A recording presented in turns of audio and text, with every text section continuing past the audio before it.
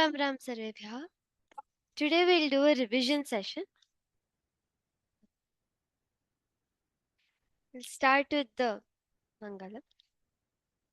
Gurureva gatir gurumeva bhaje gurunaiva sahasmi namo gurave na guroh paramam shishurasmi guroh matirasti gurau mama pahi guro.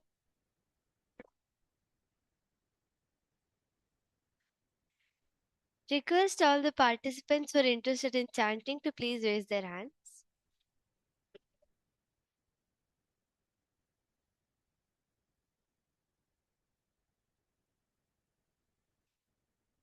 P. Nalini Jayanti Bhagini.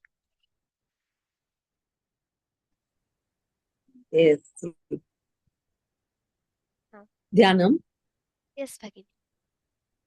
Dhyanam Sinduraruna Vigrahan Trinayanam Manikya Mauli Sfurat Tara Nayaka Shekaram Smitamukhim Apina Vakshoruham Panibhyam Malipurna Ratna Shashakam Raktotpalam Bhibratim Saumyam Ratnaghatastha Raktacharanam Dhyayet Parambikam.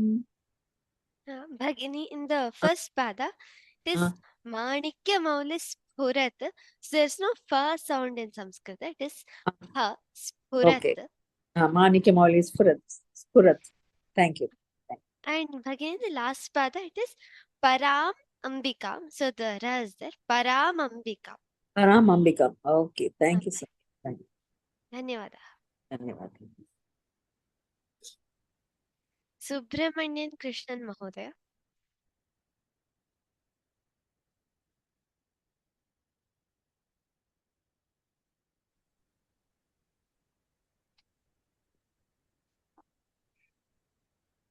Which one?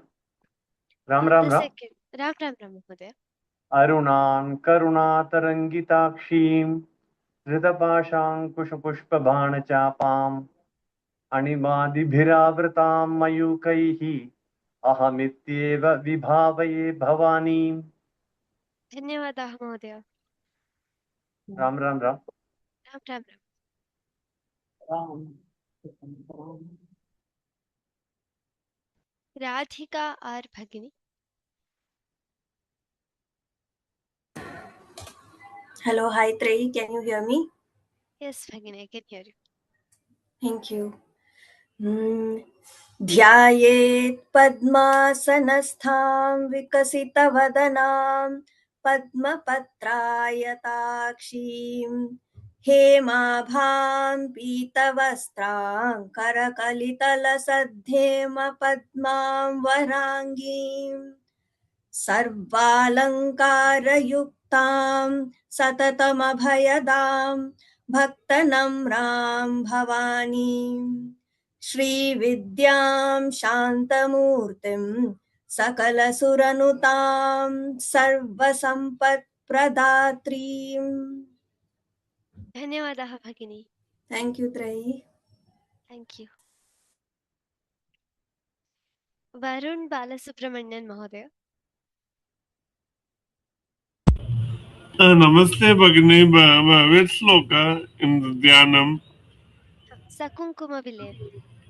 Sakunkuma Vilepana Malika Chumbe Kasturikam Samanda Hasitekshanam Sasara Chapa Pasankusam Asesa Janamohinim Arunamalya Bhusambaram Japa Kusuma Basuran Japa Vidau Smaredambikam. Mahodaya, the third pada, it is Ashesha Jana Mohini. So Mohini is Dirgha. The Ni is Dirgha. This one, Asesa Jana Mohinim, that is the third quarter. Yes, Mahodaya. Asesa Jana Mohinim Arunamalya Bhusambaram आं महोदय। धन्यवादाः महोदय। धन्यवादः। अनघा। राम राम राम। राम राम राम। श्रीमात्रे नमः। ओम श्रीमाता श्रीमहाराज्ञी श्रीमत्सिंहासनेश्वरी चिदग्निकुण्डसम्भूता देवकार्यसमुद्यता। धन्यवादाः अनघा। धन्यवादाः। धन्यवादः। सुमलता भगिनी।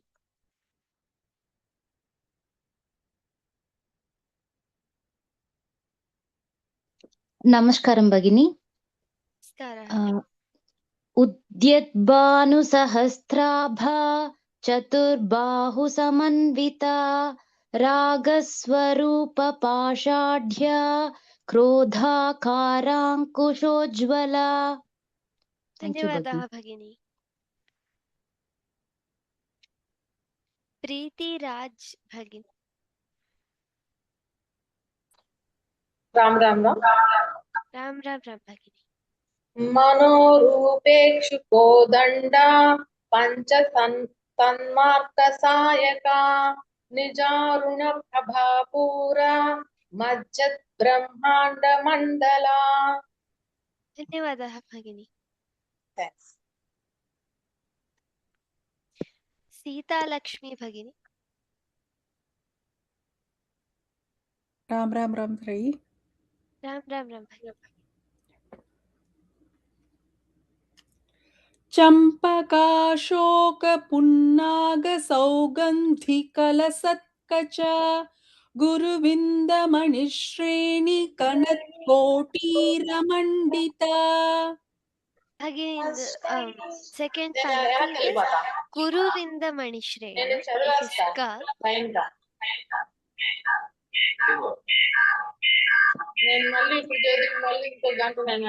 I couldn't hear you. Yeah.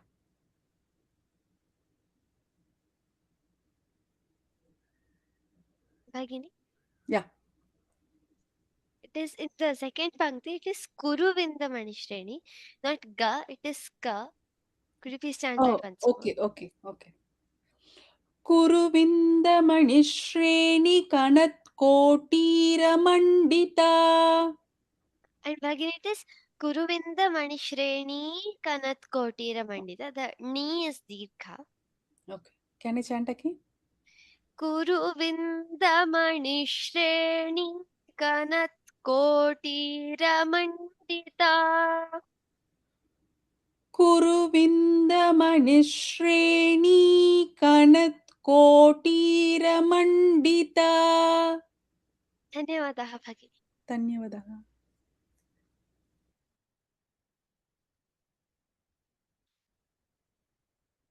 Ramaswamy Meenakshi Sundaram महोदय।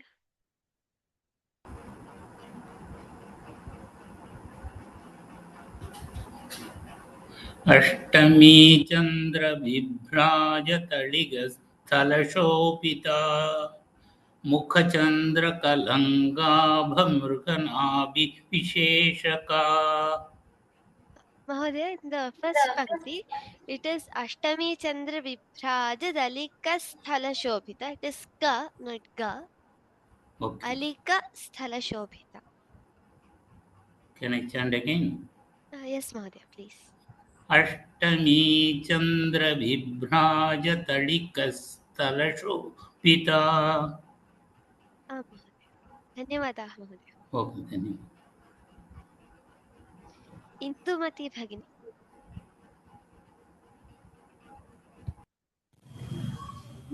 राम राम राम। राम राम राम भगिनी। वदनस्मरमाङ्गल्यगृहतोरणचिल्लिका वक्त्रलक्ष्मीपरीवाह चलन्मीनाभलोचना। धन्यवादाः भगिनी। धन्यवादः। तन्वी सचदेव भगिनी।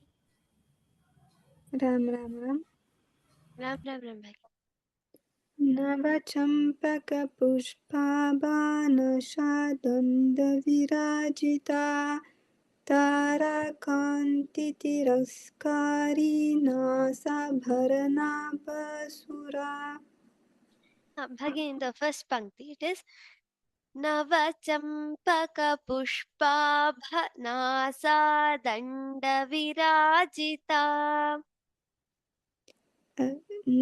नवचम्पकपुष्पा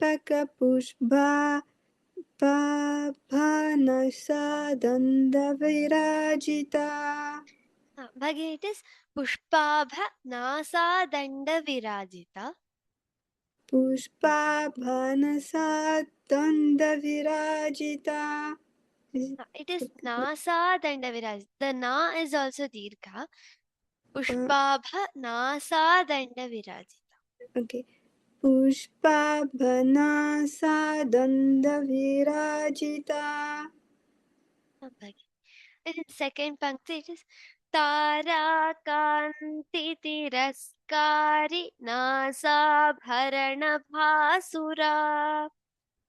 ताराकान्तितिरस्कारी नासाभरणा बासुरा धन्यवादाः धन्यवाद प्रभाकर नायक महोदय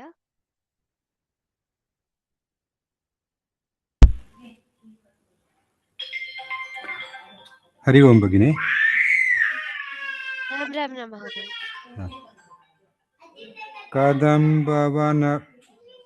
कदम्बमञ्जरी क्लप्तकर्णपूरमनोहरा ताटङ्कयुगलीभूततपनोडुपमण्डला Mahodaya, it is Kadamba Manjari Klipta. So there's no, it's not Kla, it is Kl. So it is Artha. हाँ भगिनी कदम्ब कदम्बमञ्जरी क्लुप्तकर्णपूरमनोहरा Mahodaya. धन्यवादाः धन्यवाद भगिनी धन्यवाद विनोदवर्तिनी राजलक्ष्मी भगिनी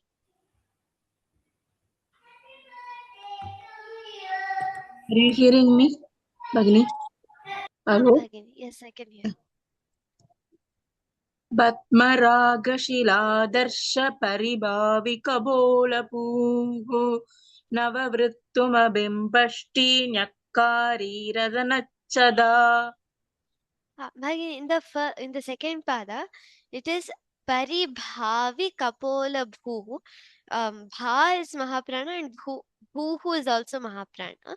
And in the second pankti, it is Nava Vidruma Bimbashri. There's no Rakara with V. It is Nava Vidruma Bimbashri. Yes. Shall I chant again? Yes, please, Bhagini. पद्मरागशिलादर्श परिभाविकपोलपूः नववृत्तुमबिम्बष्टि न्यक्कारीरदनच्छदा. Okay. Bhagini, it is Nava Vidruma. So the Rakara is with the Druma. Vidruma. Vidruma. Bhagini. पद्मरागशिलादर्श परिभाविकपोलपूः नववृत्तुमबिम्बष्टि न्यक्कारीरदनच्छदा. Again, Bhagini, it is Vidruma. So Vidruma. Va has no Rakara. Only the has Rakara. Vidruma. Vitruma. Okay. Bhagini, Vidruma. Vidruma. Bhagini. Could you please chant the second pankti once? Second pada. Yes. Nava bimbashti न्यक्कारीरदनच्छदा. धन्यवादाः भगिनी. Thank you.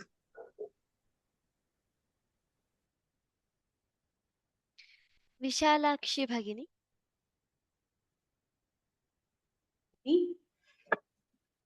Can you hear me? Yes, Bhagini, I can hear. शुद्ध विद्यांकुराकार द्विज पंक्तिद्वयोज्ज्वला कर्पूरवीटिकामोद समाकर्षि दिगंतरा. धन्यवादः. धन्यवाद. निलेखा भगिनी. राम राम राम. राम राम राम भगिनी.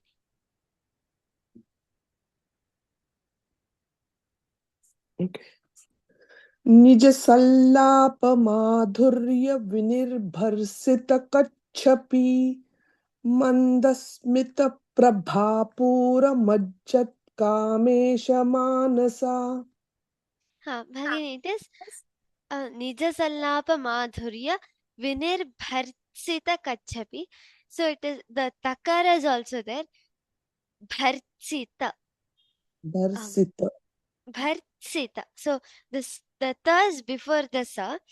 Vinir-bharsita kachhapi. Vinir-bharsita kachhapi. Bhagi, the takara is also there. Vinir-bharsita kachhapi. Vinir-bharsita kachhapi. The takara should also be heard. Bharsita. Bharsita. So the before the sa. Okay. Bharsita. Bharsita. Vinir-bharsita kachhapi. Before the sa, Bhagi, you're saying bharsita should be bharsita. So the ta is before the sa. Vinir-bharsita kachhapi. Vinir-bharsita kachhapi. The takara should be heard while chanting. Vinir-bharsita. Vinir-bharsita. The ta is there. Vinir-bharsita. The ta before the sa. Like half ta before si. So bharsita. Bharsita. Vinir-bharsita. Bhagini. Okay. Should I say it? Yes, Bhagini. Could you please chant that once more? Yeah. निज सल्लाप माधुर्य विनिर्भर्सित कच्छपि. Bhagini. धन्यवादाः. राम राम राम. राम राम राम.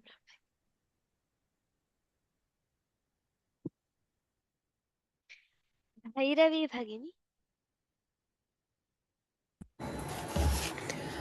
अनाकलित सादृश्य चिबुक श्री विराजिता कामेशबद्ध मांगल्य सूत्र शोभित कंधरा. धन्यवादाः भगिनी. Thank you. अस्तु, केशव गिरीश गौड़ महोदय.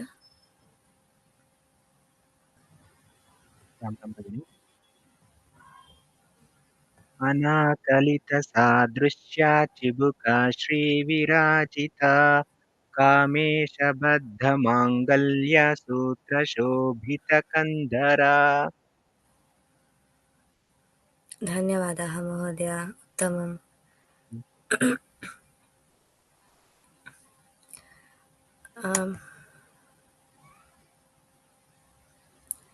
वसंती नटराजन भगिनी.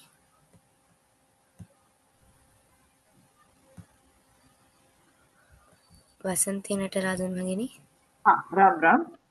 राम राम राम. 14 ना 14. No, 13. कनकांगद केयूर कमनीय भुजान्विता रत्नग्रैवेय चिंता कलोल मुक्ता फलान्विता. उत्तमं भगिनी, धन्यवादाः. धन्यवादाः. धन्यवादाः.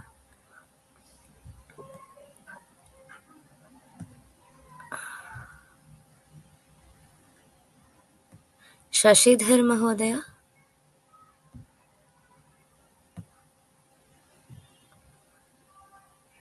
राम राम राम. राम राम राम महोदय. Could you please chant the 14th verse? Kameshwar प्रेम रत्नाप मणिप्रद कामेश्वर प्रेम रत्न मणि प्रतिपणस्तनी नाभ्यालवाल रोमाली लता फलकुचद्वयी. Could you chant the first line again, Mahodaya? Yeah.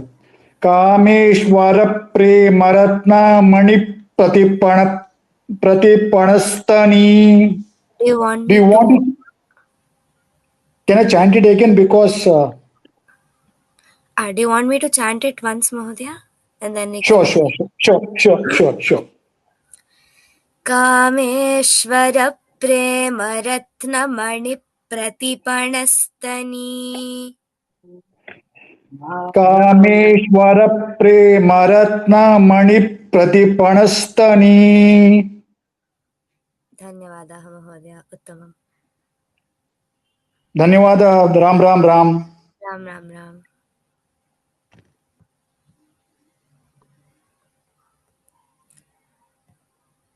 निवेदिता पुरोहित भगिनी. नमस्कारं.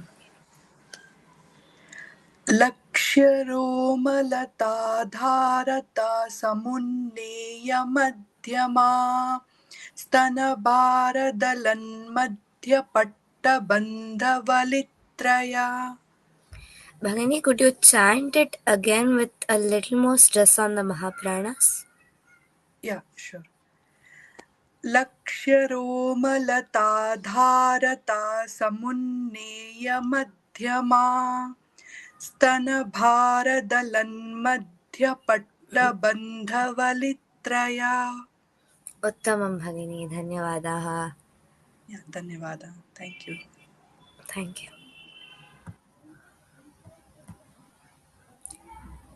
आरती अजय तिलंग भगिनी.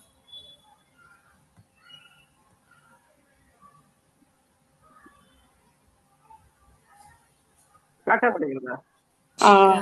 हाय, नमस्कार भगिनी. नमस्कारं. अरुणारुण कौसुम्ब वस्त्रभास्वत्कटितटी रत्नकिङ्किणिकारम्य रशनादामभूषिता. Bhagini, in the second line there is no pause. Can you chant it again without a pause? Yeah. Okay. रत्नकिङ्किणिकारम्य रशनादामभूषिता. धन्यवादाः भगिनी. Okay. धन्यवादः भगिनी. Yes, भगिनी.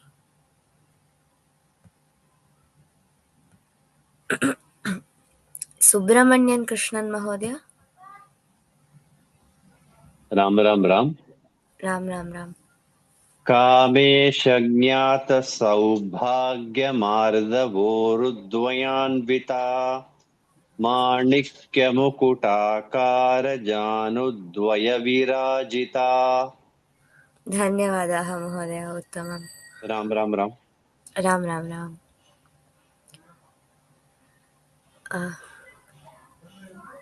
चिवुकुला श्रीवाहिनी. नमस्कारम्. इन्द्रगोपपरिक्षिप्तस्मरतूणाभजङ्घिका गूढगुल्फा कूर्मपृष्ठजयिष्णुप्रपदान्विता.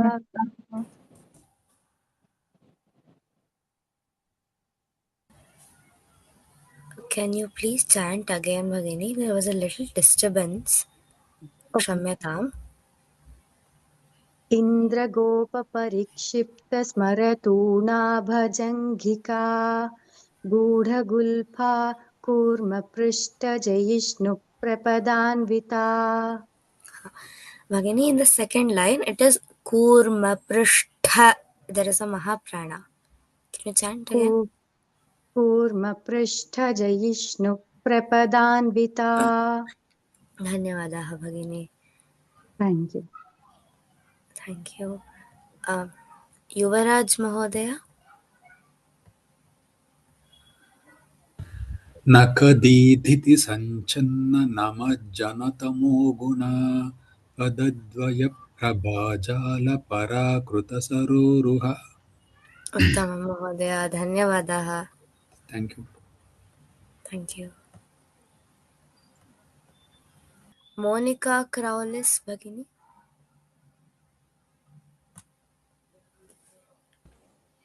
सिञ्जानमणिमञ्जीरमण्डितश्रीपदाम्बुजा मरालीमन्दगमना महालावण्यशेवतिः. Bhagini, it is not when you're chanting in the first line and the second line, major mistake you made is Sinjana Mani. It is not money, it is mani. Now, your tongue has to touch the upper part of your mouth. Can you try again? Thank you. सिञ्जानमणिमञ्जीरमण्डितश्रीपदाम्बुजा. The second line also.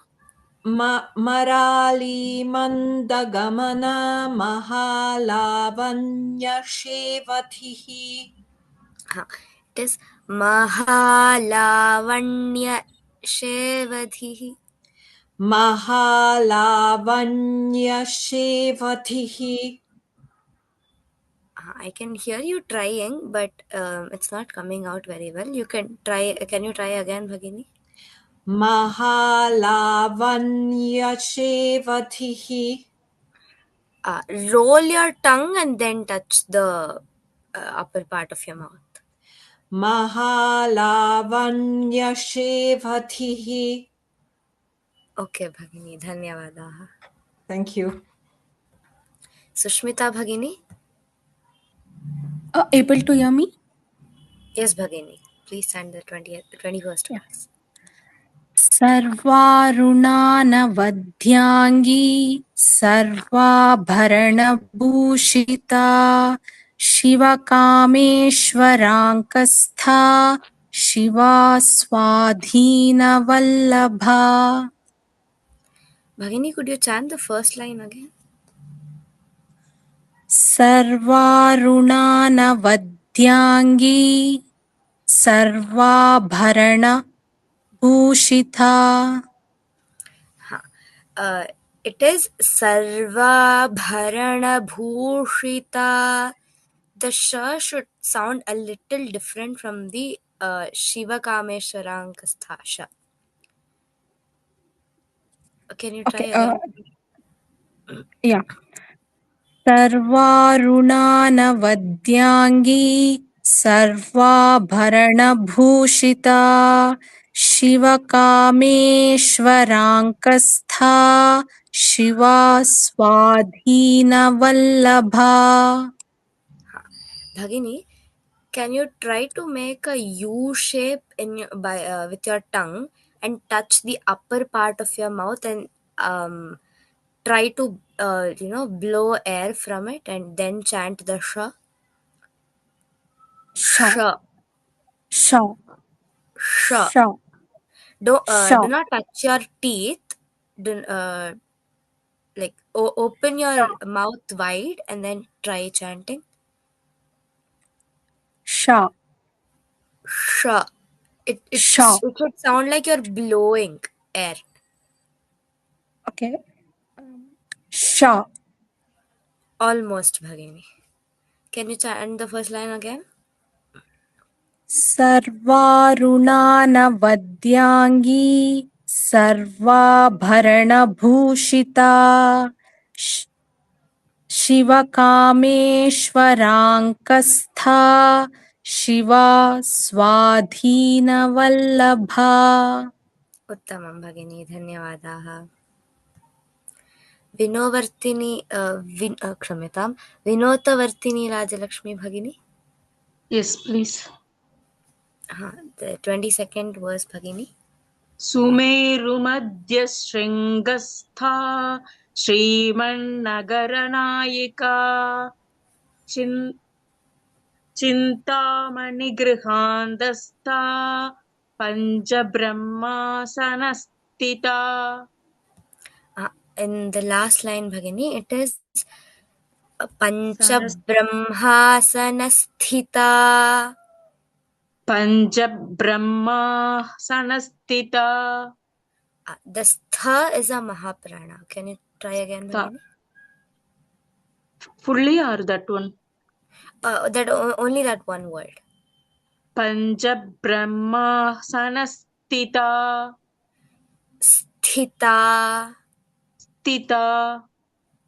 Panchabrahmasanasthita. Can you try the Chintamani Grihantastha and then with the Okay. Panchabrahmasanasthita? Chintamani Grihantastha. Panchabrahmasanasthita. Bhagini, you just chanted Chintamani Grihantastha. It is the same stha in the next word. It is just that there is another ta next to it. So you don't have to stress on the second ta. Okay, I'm stressing two. Okay. I'm not getting where I'm doing the mistake. Okay. Panchabrahmasanasthita. Theta. Correct? Theta. Sthita. Sthita. Sthita. Correct? In Chintamani Grihantastha, you chanted it perfectly. In Panchabrahmasanasthita, you're not stressing both the ta. So the first ta should be stressed, which is a Mahaprana, and the second one is an Alpa Prana, which doesn't need to be stressed. Can you I'm try getting again? actually what you said. It's not coming for me. I will try again. Yeah, I get it. Panchabrahmasanasthita. Can you try with from Chintamani Grihantastha? Chintamani Grihantastha. Panchabrahmasanasthita. Almost, Bhagini. Okay, I will try next. It is the same stha which is there in Chintamani Grihantastha. Yeah, I'm getting. That you don't have to stress on the second ta. Okay. Panchabrahmasanasthita. Almost, Bhagini. Okay, I will practice it. Thank you. Yes, Bhagini. Dhanyavadaha. Dhanyavadaha. Janaki Rajaram Bhagini. Namaste, Bhagini. Namaste, Bhagini. Mahapadmatavi samstha kadambhavanavasini sudha sagara madhyastha kamakshi kamadayini. Uttamam Bhagini. Dhanyavadaha. Dhanyavadaha. Anu Venkataraman Bhagini. Ram Ram. देवर्षिगणसङ्घातस्तूयमानात्मवैभवा भण्डासुरवधोद्युक्तशक्तिसेना Samanvita. Uttamam Bhagini. Dhanyavadaha. Ram. Radhika Bhagini.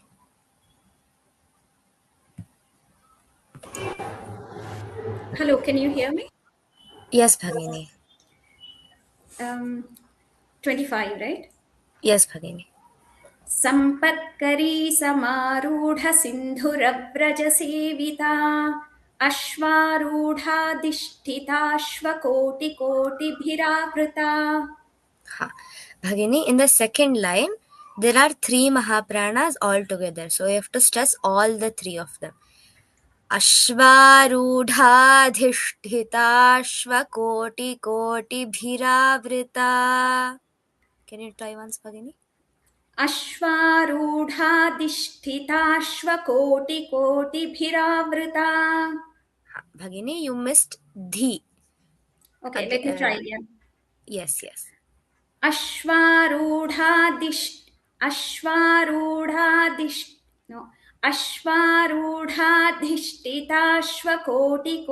bhiravrita. Bhagini, you missed shthi this time. Yeah, okay. Yeah, I got the point. Okay, I'll practice it. Thank you. Okay, Bhagini. Dhanyavada.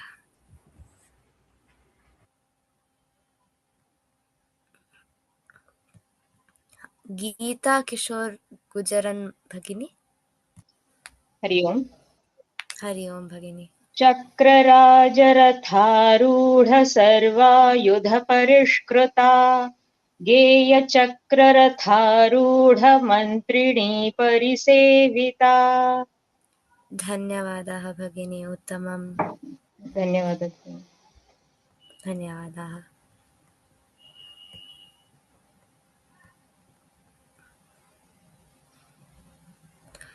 हाँ, Aishwarya Bhagini, can you make the announcement?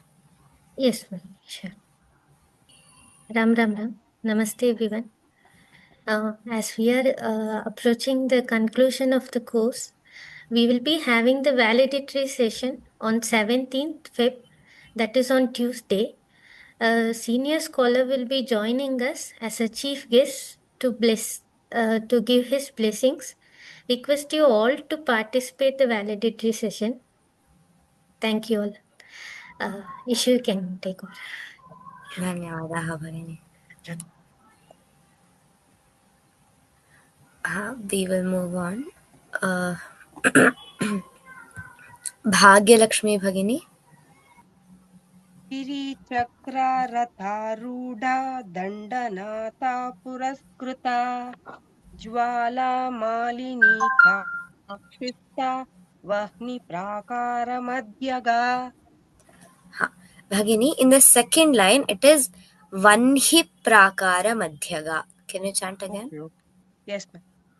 Jwalamalini काक्षिप्ता वह्निप्राकारमध्यगा. Bhagini, listen to me once and then repeat, okay? Jvalamalinika kshipta vanhi prakara madhyaga.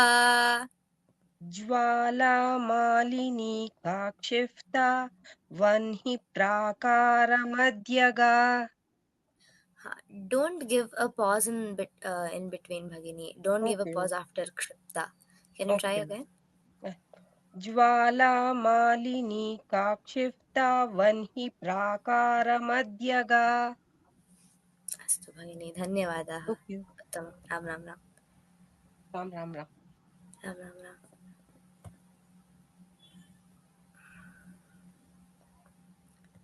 श्रवन्ती मुत्यं भगिनी.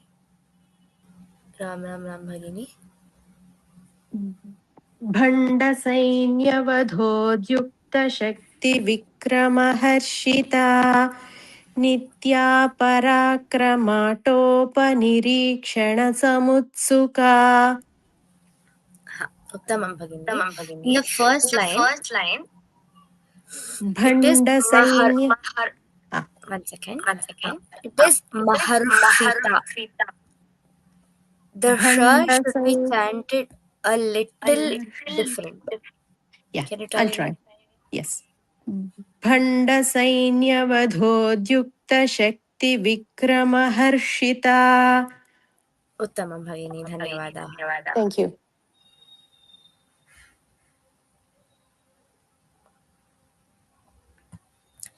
संध्या MR भगिनी.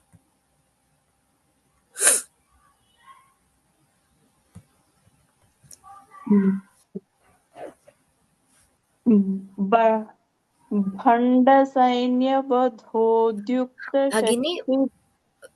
भगिनी, the 29th verse. भण्डपुत्रवधोत्. भण्डपुत्रवधोद्युक्त बाला विक्रमनन्दिता मन्त्रिण्यम्बा विरचित विशङ्ग वधतोषिता. Uttamam Bhagini. I request you to take a breath before starting the line. Okay? This one. Bandaputra. You took a pause in between in the second line. I request you to take a breath before starting the line. Mantrinyamba virachita vishangavadhatoshita. Uttamam Bhagini. Dhanyavada. Ram Ram. Ram Ram Ram.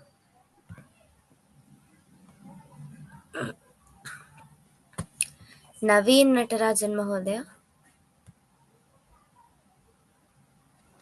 नमस्ते। नमस्ते महोदय।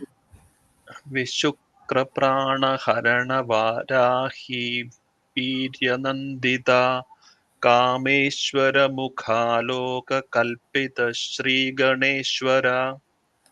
उत्तमं महोदय. In the first line, there is a dvitva for pra. Can you try again? विशुक्रप्राणहरणवाराही वीर्यनन्दिता. उत्तमं महोदय, धन्यवादाः. Thank you. Thank you.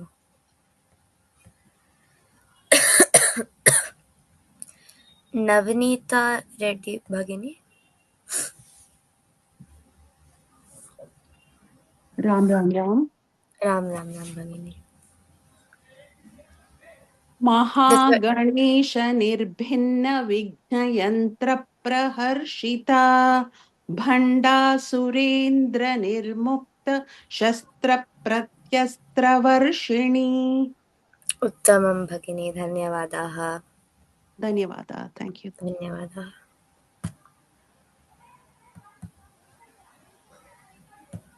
विद्या सरस्वती भगिनी। हरे कृष्ण। हरे कृष्ण। नखोत्पन्न नारायण दशाकृतिः महापाशुपतास्त्र 1 minute महापाशुपतास्त्राग्नि निर्भक्तासुर सैनिक. Should I repeat again? Yes, Bhagini, you can.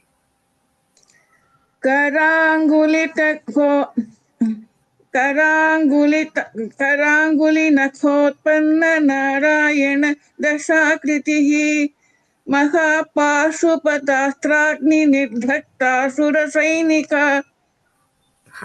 Bhagini, in the second line, the second dha is a Mahaprana. Okay. महापाशुपतास्त्राग्नि निर्दग्धासुर सैनिक. Which one is second? महापाशुपतास्त्र अग्नि निर्दग्धासुर सैनिक. Which one? In the second line, nirdagdha sura sainika, you stressed on the first dha. Oh, महापाशुपतास्त्राग्नि निर्दग्धासुर सैनिक. Is it correct now? Yes, yes, Bhagini. Thank you. धन्यवादः. शिवगाम सुंदरी M भगिनी। राम राम राम भगिनी। राम राम राम। यस भगिनी। कामेश्वरास्त्र निर्दग्ध सभाण्डासुरशून्यका ब्रह्मोभेन्द्र महेन्द्रादि देव संस्तुत Vaibhava. Bhagini, it is one name, so you have to chant the whole pankti at once. Should I chant it for you once? Okay. कामेश्वरास्त्र निर्दग्ध सभण्डासुरशून्यका ब्रह्मोपेन्द्र महेन्द्रादिदेव संस्तुत Vaibhava. कामेश्वरास्त्र निर्दग्ध सबण्डासुरशून्यका ब्रह्मोपेन्द्र महेन्द्रादिदेव संस्तुत Vaibhava. Bhagini, I request you to focus on the Mahapranas a little more. Okay. Okay, Bhagini. धन्यवादाः. धन्यवादः.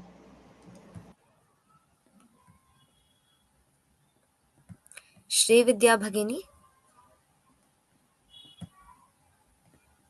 Hear me? Yes, Bhagini. Hello. Yes, Bhagini. अरनेत्राग्निसन्दग्धकामसञ्जीवनोषधिः श्रीमद्वाग्भवकूटैकस्वरूपमुखपङ्कजा श्रीमद्वाग्भवकूटैकस्वरूपमुखपङ्कजा. Uttamam Bhagini. In the first line, it is Kama Sanjeeva Naushadhihi, not Oshadhihi. Can you try again? Oh, I told Ova. Okay. अरनेत्राग्निसन्दग्धकामसञ्जीवनोषधिः. Sanjeevanaushadhihi. अरनेत्राग्निसन्दग्ध. Yeah, I can hear Bhagini. Bhagini? Yes, Bhagini, please start. I can hear you. अरनेत्राग्निसन्दग्धकामसञ्जीवनोषधिः. It is Sanjeeva Naushadhihi, Bhagini. It is not O, it is Au. Now. Oh, I'll correct it, madam. Here I have made a mistake here. Okay, now, okay. Shall I repeat? Yes, Bhagini. Try Shall it. I repeat? In my this thing, it is no. I have corrected now as now. अरनेत्राग्निसन्दग्धकामसञ्जीवनौषधिः. Uttamam Bhagini, Dhanyavadaha. Bhagini, I have one small doubt here. In second line, Srimad Vagbhava Kutaika Swarupa, that pause I am not able to hear. Without pause we should tell, no, but here Swarupini, Kaswarupini, we have to start from there around. Can you help me? Ha, Bhagini, after chanting the first line, take a breath and then start with the second line, so that you don't have to pause in between. Oh, okay. Okay. First line after giving a pause, then second line should be continuous. Yes, I will chant it for you once. Yeah. हरनेत्राग्निसन्दग्धकामसञ्जीवनौषधिः श्रीमद्वाग्भवकूटैकस्वरूपमुखपङ्कजा. Shall I try? Did you get it now, Bhagini? Shall I try second line? You can chant the whole shloka once, Bhagini. Okay. अरनेत्राग्निसन्दग्धकामसञ्जीवनौषधिः श्रीमद्वाग्भवकूटैकस्वरूपमुखपङ्कजा. Uttamam Bhagini, Dhanyavadaha. Thank you very much. Savita Balu Bhagini. कंठादकटिपर्यन्त मध्यकूटस्वरूपिणी शक्तिकूटैकतापन्न कट्यधोपाघधारिणी. Bhagini, can you repeat the first line after I chant it once? Ram Ram Ram. Yeah, I can. कंठादकटिपर्यन्त मध्यकूटस्वरूपिणी. Astu Bhagini, Uttamam, Dhanyavadaha. Kshamyatam for the other panelists who did not get a chance. It is 8, so we have to conclude the class for today. सर्वमङ्गलमाङ्गल्ये शिवे सर्वार्थसाधिके शरण्ये त्र्यम्बके गौरी नारायणि नमोऽस्तुते. Dhanyavadaha. We will end the session for today.